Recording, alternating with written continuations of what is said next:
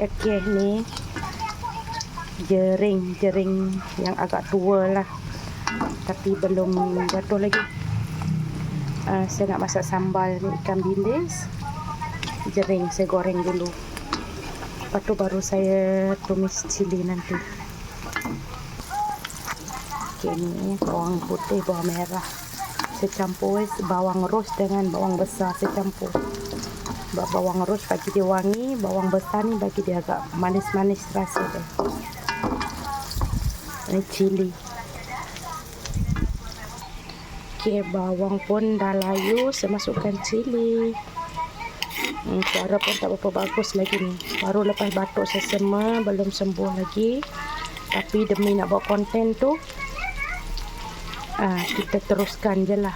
Okey, ni pun masak macam ni dia cari selera, sebab tak berapa nak sangat nak makan. Kita cuba buat macam ni, mana tahu kot nak makan banyak sikit. Dia cari selera, suka selera. Okey, ni cili saya dah masak.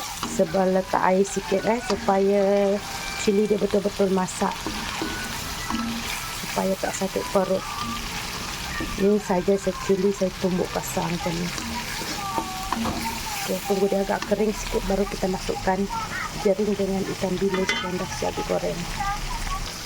Okey, cili pun dah agak masak, masukkan jering dengan ikan bilis yang dah digoreng.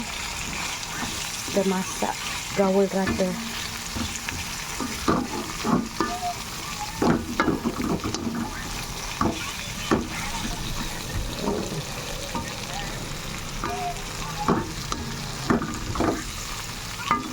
Kali. Nampaknya sedap ni. Saya dah letak, masukkan garam dengan ajinomoto.